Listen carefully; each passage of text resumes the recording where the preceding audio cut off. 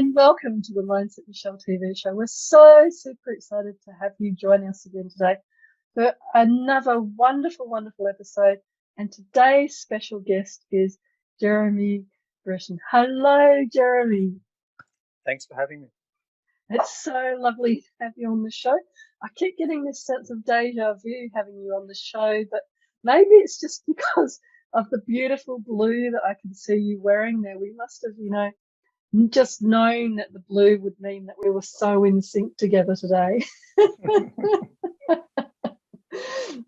So thank you for coming on the show. And for those of you who haven't met Jeremy before, he's a financial planning person that's had an interesting journey from that start in his career all the way through to cryptocurrency today.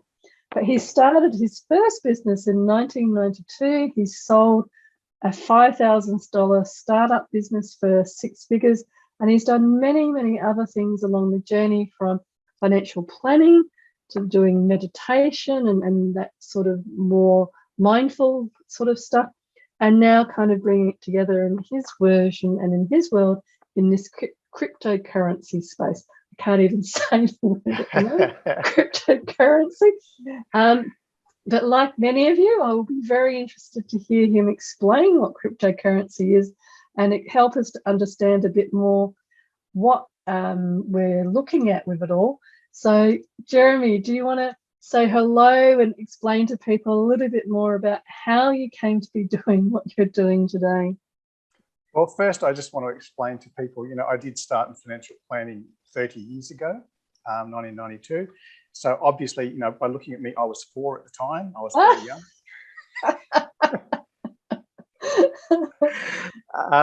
It was my first job. I dropped out of uni to start a business. Well, when I say it was my first job was flipping burgers at McDonald's, as most kids did when they were sort of 14 or 15 in this country. But my background is like I was the child of 2 employees. I was one of 6 children. And for most of my upbringing, there was only one income because there were so many children. So we didn't have a lot of money growing up. And the mindset that was instilled in me was the more hours you work, the more money that you get. And that was true for employees who are teachers. And, my parents were both teachers. And of course, when I went to school, I was taught by employees. I wasn't taught by entrepreneurs. So, and working my first job at McDonald's, you work 3 hours, you get more money than if you work 2 hours. So I always had this mindset of time is money. And the harder I work and the longer I work, the more money I get. And it was only through an accidental meeting of my rich dad mentor when I was 19 that I actually got to find out about business and entrepreneurialism. See, I'm having trouble with that one. And learning that you add value. And if you add enough value in the first 2 hours of the day, you can go home for the rest of the day. If you make enough money by Wednesday, you can take the rest of the week off. And that was just a really wild concept to me, one that I had never grown up with. And for someone who's been raised by employees and taught by employees, it's like going into another planet or to another country. The cultures and the customs here are totally different. I don't understand it. I don't fit in. I better learn really fast. So it was an interesting wake-up call for me as a young fella. But yeah, I started that first business. Of course, I was clever at school because my parents were school teachers, but I didn't know enough about business. I didn't know enough about the real world and that sort of stuff. So my first business failed after 6 months. Then I went back and started waiting tables and saving up money again, and started another business when I was 22, and because I'd learned from my mistakes. And my second business actually failed after 18 months because I didn't take out the appropriate insurance. And when my business partner got sick and spent 4 months in hospital, obviously the business went downhill because I was trying to work the business as well as take care of my business partner and take care of my children and things. So at that stage, my ever helpful parents and friends said, obviously you suck at business, you failed twice, you need to go back to university, finish your degree and get a good job somewhere. But I sort of looked at my first business failed after 6 months. My second business went for 18 months. I'm actually 300% better than what I was before.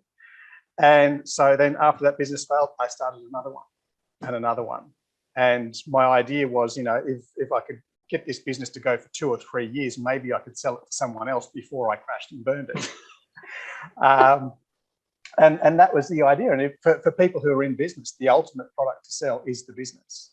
Like, anyone can start a business. You can push a lawnmower down the street and you can start a business, and you can run a business, and that's okay if you know what you're doing. But to sell it to another person as a going concern and have them give you money for it, that's the ultimate challenge. And that was what I found was the really exciting thing, and building a business that didn't take all the time, because no one wants to buy a business where they're working 70 hours a week. It's ridiculous. You're just buying yourself a full-time job. But if you can build a business where you're not working all the hours, then it's very easy for someone to buy that from you, or very easy for you to continue to run it. So I really hear, and you put it so wonderfully, and I've heard it described in different ways before, but I really hear about that difference in the mindset of being an employee, and you turn up and you get paid per hour for your time. So it's a time versus money kind of equation, versus very much in that entrepreneurial space where, it's time versus value versus money, sorry. It's the value that you provide. And, you look at somebody like an Anthony Robbins or Tony Robbins or somebody like that, where they charge, like $1,000 for 10 minutes or something like that, because the value that you get in that 10 minutes is the accumulation of many, many years of research and work in that space, as opposed to spending, maybe $10 or $100 at a coach, but it's not necessarily at that same level as the Tony Robbins, because they haven't got the same sort of skill sets behind them. So I really hear that resilience and that strength that comes through in those life lessons, those early life lessons, that have then helped create who you are now and what you're doing now. And that's all really exciting. And I think, especially with that financial lens that you have, what do you then think is success to you now? What does success mean to you nowadays? Well, when I was very young, you always see people on TV with fast cars and big houses and that sort of stuff, and you go, I want that. That's cool. The flip side of that is the Hollywood brainwashing, which a lot of people don't talk about, but it's pervasive. And once you see it, you realize, you grow up on Scrooge McDuck, right? Scrooge has got all the money, but he's actually not a very nice person. And then you go into the Scooby-Doo generation, and the broke-ass college kids are always ripping the mask off this monster at the end of the show. And the scary monster is actually, he's the real estate developer who is trying to scare people away so he can buy the properties for cheap. And the rich guy is a bastard, And then you go into other movies when you grow up a little bit, you get to watch Die Hard and, Lethal Weapon and all this sort of stuff. And the rich person is always a ratbag. And it's always up to the broke-ass, broken-down cop to sort of, get them on the right track. And you're just sort of brainwashed throughout Hollywood years, in your formative years, that rich is bad and poor is good. And I think that that's such an interesting realization, and a very important one, that money didn't equal evil, just as poor didn't equal happy. So not everybody kind of has those exposures at such a young age. Yeah. I mean, obviously, I said before, like, I've had a couple of businesses go bad. I've also had relationships go bad. I've had illness in my life, things like that. I've ended up homeless a couple of times after I became an entrepreneur. So I've been rich and I've been poor and I've been homeless in between things. And, it changes you as a person. But it's more fun to have a great mindset and have money. You can have a great mindset and be living in a cardboard box, but how many people can you impact? How many people can you help when you're the homeless guy living in a cardboard box, even if you're the Dalai Lama? It takes money to actually have a TV show or to write a book or to have a platform where you can actually communicate with other people. And if you want to help the poor, the best way to help the poor is to not be poor. If you've got money, you can build the Oprah Winfrey School or the Michele School or whatever. You can help people that way, particularly if you know how to make money without working all the hours under sun. And that was a big wake-up call for me. And I really love that. I really do hear that difference that you're coming to there around how to communicate and talk about value as opposed to selling time or offering time. And so I'd love to hear for the people watching, what are some of the suggestions that you have around that, around tips or habits that people could do to keep formulating that focus more on identifying their value and packaging the value and sharing their value with their employer, with the market, with whoever it is? What are some of the suggestions that you might have around that? It's so easy these days, Michelle, to start a side hustle. Like, 20, 30 years ago, obviously we didn't have the internet. So, you couldn't communicate with someone on the other side of the planet without making a very expensive phone call to France or whatever. But these days, like, kids in Africa living in a mud hut can buy a $25 smartphone and they can set up a drop shipping business. So, and that's one of those businesses that will literally make you money while you sleep. So things are so much easier nowadays. Like when I wrote my first book, it was literally paying them to set up the big printing press and crank the handle and make the books come out the other end. And nowadays you write an ebook and you publish it on Amazon, and there's literally not very much cost involved at all. I have to pay thousands and thousands of dollars for the equipment. And even putting out like CDs and things like that. I put out CDs and DVDs back in the day. But you had to have them printed and packaged and that sort of stuff. And now it's just download on the internet. So looking at the technology that's available where you and I can talk, and it doesn't matter whether you're in Spain or Amsterdam or whatever, and having customers all around the world, it's amazing how you can start a side hustle and literally be selling internationally. Whatever you love to do, whatever your hobby is, there's someone out there in the world who's getting paid to do that. Like my daughter used to love riding horses, right? And that was an expensive hobby. But there's someone out there who's actually paid to ride a horse around the paddock. Same as there's, I like walking the dog, but there's some people out there who are too busy and they pay someone to walk the dogs. So whatever you like to do in your spare time, there's someone getting paid for that. And if you can find out what they do and how they do it, you can literally launch an international business. And it doesn't cost very much at all. So start your side hustle, add some value. And the other thing is realizing the mindset. So I had to realize that I'd been brainwashed. I'd been brainwashed by my parents, and God love them. So just before we go on to that mindset and the side, I'm fascinated about this side hustle because as we know, the gig economy and the insecurity around work, it's something that I'm quite passionate about sharing with people, especially clients and if we're working in the career space, supporting people to understand that the security nowadays comes from them increasing their skills, looking at where the market's going and looking at the future of what they're passionate about doing, most importantly, but also then where their skills and what training they might need to be able to set themselves up for the future. So I think that this side hustle is something that is really very, very important. And I completely agree about the technology side of it.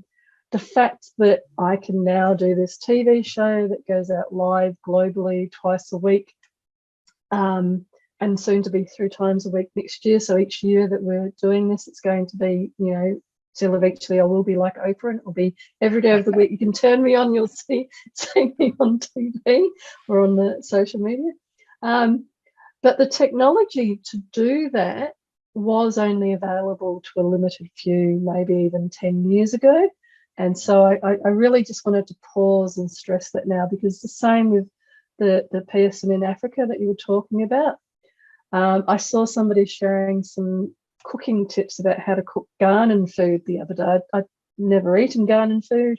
I don't know if I would eat goat and things like that, but it's not really my type of food. But I was thinking again exactly what we're talking about, that I can now see what typical Ghanaian food looks like and how it's prepared.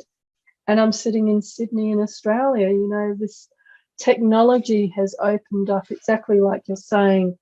If there's somebody in, say, London who's raising children from a Ghanaian background, but it's forgotten because their parents have passed away or whatever, and forgotten how to cook one of these dishes. They can now go to somebody that's living in Ghana, still making these dishes, and say to the kids, oh, here we go, this is how to make, grandma's recipe. And it's free. You can watch it on YouTube for free. You don't have to go and buy a cookbook or hire a Ghanaian chef or anything like that. So, yeah. No. And again, the chef, would have been a specialist chef in XYZ, and now that information is all free and the technology is so much cheaper.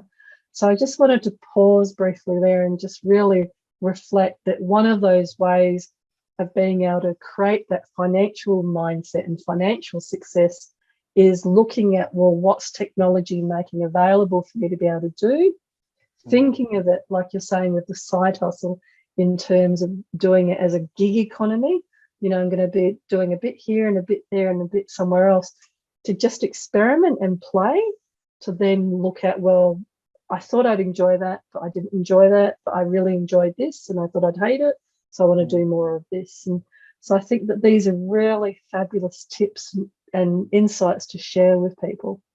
Yeah, I mean, obviously you're doing whatever job you're doing because you're good at that job, but there's also something that you really, really love to do, and that's whatever you're doing when you're not in your job. And some people say to me, oh, I just like to watch sports on the weekend, or I just like to watch movies on Netflix. I'm like, cool. You know what? There's someone who's actually paid to watch sports. They're called sports commentators. There's someone who's paid to watch movies. They're called movie critics.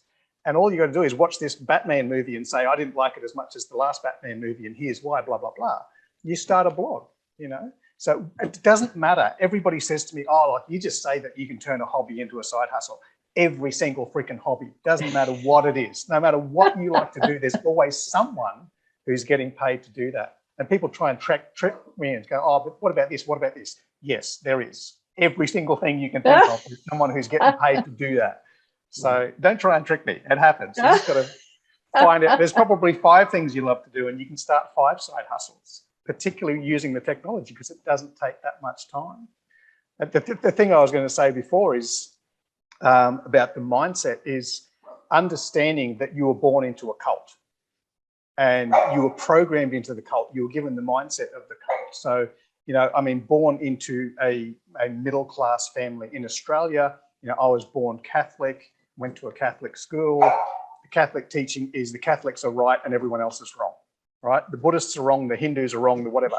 But if I was born in the middle of sub-Saharan Africa, or if I was born in India or whatever, I would grow up in a totally different religion. I'd be Muslim, I'd be Hindu, I'd be Buddhist, I'd be whatever. And I'd be thinking everybody else is wrong. And you've got this mindset that I'm right, everyone else is wrong. But when you start to travel, when you start to meet other people, even chatting to people on Facebook from different countries, different religions, different cultures, and you go, shit, we were all programmed. And it wasn't their parents' fault. They didn't do it deliberately because they grew up in the same cult. It's been going on for generation after generation after generation. But once you realize that you're in a cult, you can deprogram yourself, you can unbrainwash yourself, and you can change your methodology. Because, Richard Branson's kids aren't going to grow up pushing shopping trolleys or flipping burgers, right? Because they grew up with the mindset of an entrepreneur. And for most part, most people, if your parents were both employees and they both went to church on Sundays, you're going to be an employee and you're going to go to church on Sundays, and you're probably going to buy the same brand car that your dad bought, or whatever, because that's what we do. We inherit these values, as you were saying before, but it's never too late to change them. Once you realize you've been programmed, you can unprogram yourself. The danger is when you don't realize you've been programmed by your parents and your schools and your teachers and the Hollywood and whatever else that your upbringing has instilled values, even the music that you listen to, So once you realize you've been programmed, you can shift that and change that. And meditation is one of the greatest tools that I've ever discovered. I completely agree. Having belonged to a few cults at different times, in that definition of cult, I should say. I went to a Catholic high school. I'm not Catholic, but I did go to a Catholic high school. And I have belonged to a couple of different spiritual groups. And I have lived and worked in Chile and some weird and wonderful places around the planet. So I have been very lucky to have those insights that you're talking about, to understand that my belief system, if you like, is something that in some ways I've inherited, but then chosen back into as well, because there comes a point where as an adult, when you see something that's different or doesn't match what you believe, you then start to choose back into it.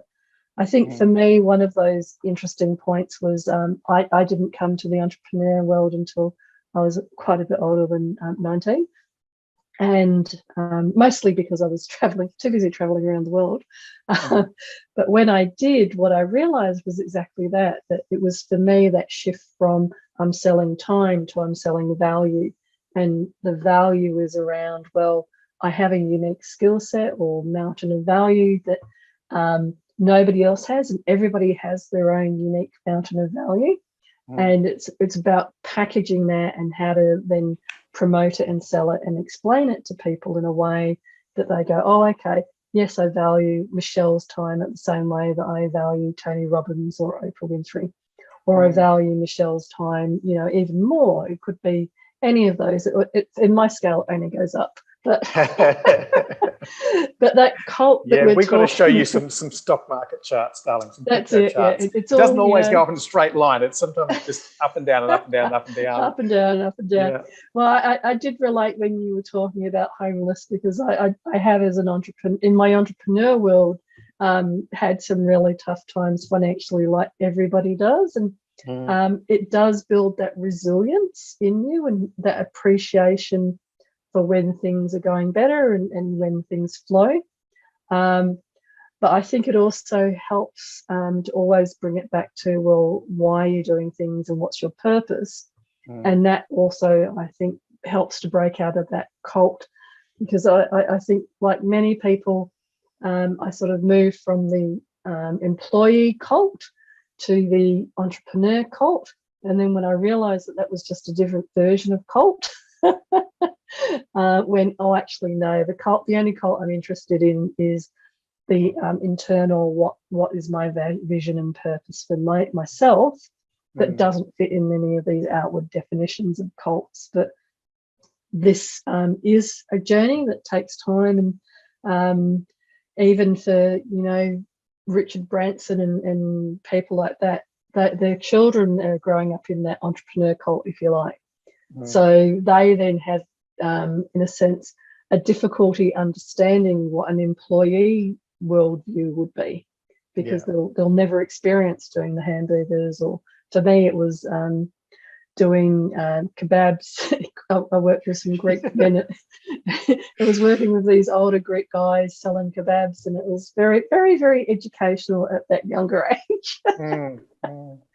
But having those life experiences to then understand that these are the belief systems that we choose into is I think, one of the important, wonderful messages that you're sharing there. I talk a lot about belief systems, and I always use capital B, capital S, because it's BS. It's all BS. You know, whatever race, religion, country, food, you know, it's all BS to someone. You know, so you again, being entrepreneurial, being benevolent billionaire, being a hard-working, working-class person, being whatever religion or whatever race you are, it's all BS. Absolutely, it's all a belief system. And you peel off the skin, you take away the tools of the trade and say, who are you as a person? You're not really a teacher, you're not really a quarry worker, you're not really an electrician. Before that, you were just a person. And at some stage, you had no concept of what color your skin was or what gender you were or anything like that. And going back to that root thing, and that's why I love meditation. I still meditate every day, because you go back to the root of who you really, really are. If you don't describe yourself as, you know, a parent or a worker or a, you know, a member of your extended family, or you don't describe yourself by your job, and that's people's most default. When they meet you, they ask you, what do you do? But no one actually asks you, what do you value? What do you stand for? What do you hope to achieve with your life? And those are some of the really cool conversations, because if you said, what do you do? I go, oh, I manage a hedge fund for cryptocurrency. People go, oh, okay. And that's the end of the conversation. If someone asks me, what do I stand for? I say, I stand for abundance through education. And because I had to relearn after 12 years of school, I had to relearn what abundance really was. And it's not just money, it's having great health and great relationships and balance in your life, and taking the time off to go to the movies or the opera or the, you know, whatever, the ballet, whatever you like to do. It's travel and meet other people. an abundance of time to enjoy those activities. But that all comes from education. And sometimes it's an education of teaching someone how to make a week's wage in an hour. Sometimes it's an education of destroying their programming and getting back to the root of who they were before they thought they were someone else. And as I say, unbrainwashing the person. And that's what I've lived through my whole life. You know, when I was financial planning, I wrote the book so I could educate people how to understand the stock market so they could make it simple, so they could make money while they slept. And that's what I'm doing with cryptocurrency, teaching people how it works so they can make money while they sleep. And then during their daylight hours, they can do the things they love to do. It doesn't have to be what I enjoy. You know, I love meditation. I love hypnotherapy. I love talking to people. But maybe you like reading books and sitting in the corner and being quiet because you're an introvert. And that's the way you travel, is by reading all the books written by people who have already traveled. That's okay. You know, learn enough so that you've got enough time to do the thing that you really love to do, or do the thing that you love to do and capitalize on that by having a side hustle so you can make money living your best life. You know, some people make money by traveling. They end up on the travel shows or writing travel blogs or something like that. Whatever it is, find out how to make a quid from it. And then what are you going to do with that money? Once you're making more money than you can spend, what are you going to do with that? Where you direct it. Like Oprah started the Oprah Winfrey School, and that's fine for her because she's got $9 billion, but not everybody does that. Maybe you'll start off by sponsoring one child to go to school. And like, we sponsor kids in Africa, and it's like $15 a month to pay a school teacher, because obviously the wage disparity, right? And we can get the school teacher to teach them entrepreneurial education rather than employee education. And to send a child to school and buy them lunch is about 50, 60 cents. You know, Wow. So it's not that expensive to empower the next generation. And some of these kids are going to grow up and get their doctorate degree and leave Africa, and they might be giving me life-saving surgery in 20, 30 years' time. I don't know. We're sowing into the next generation. But I'm not the Oprah Winfrey, but we've sponsored over 200,000 kids in Africa over the last 8 years, just little by little by little by little. Because once you make enough money and you fill your own needs, then you say, who else can I fill up? And maybe by giving them money if they need money, or maybe by giving them education if they need education, maybe giving them some of your time or some inspiration, mentoring somebody else, teaching someone else what you know. There's so many ways of giving back, and that's really the fun part. And that's really the where the magic happens and where it comes back to the purpose. So once you've deconstructed the cult or the belief systems, then coming back to the purpose. And I think we could talk so much more about this, but we're coming to time. And so how can people get hold of you if they want to hear more? They can get a hold of me at bostontrading.co. That's no M on the end, not com.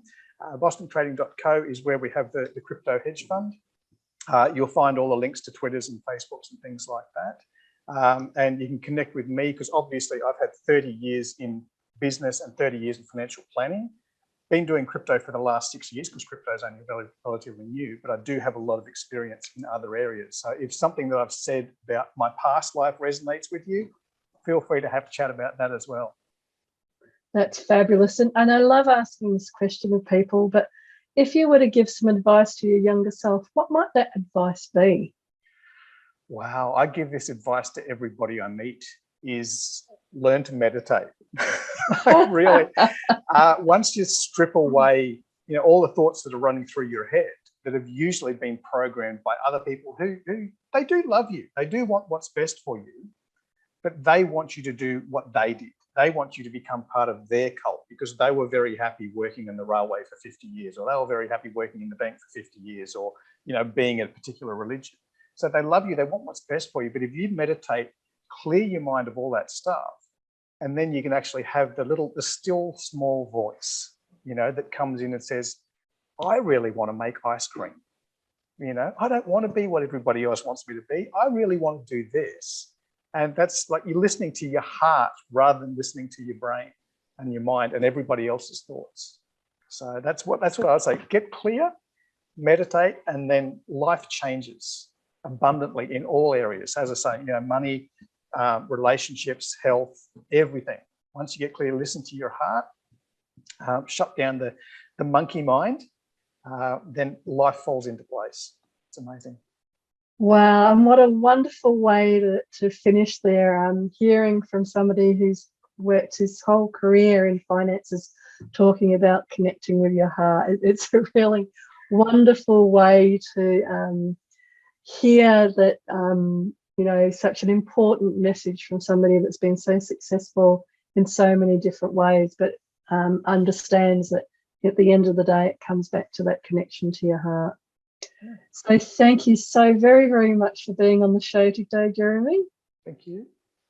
It's been a real, real pleasure. And so to all of you viewers out there, thank you again for watching today and for being a part of this incredible journey as we keep talking to these specialists and these experts in all of these different wonderful kind of areas, and hearing about, at the end of the day, it all comes back to your heart.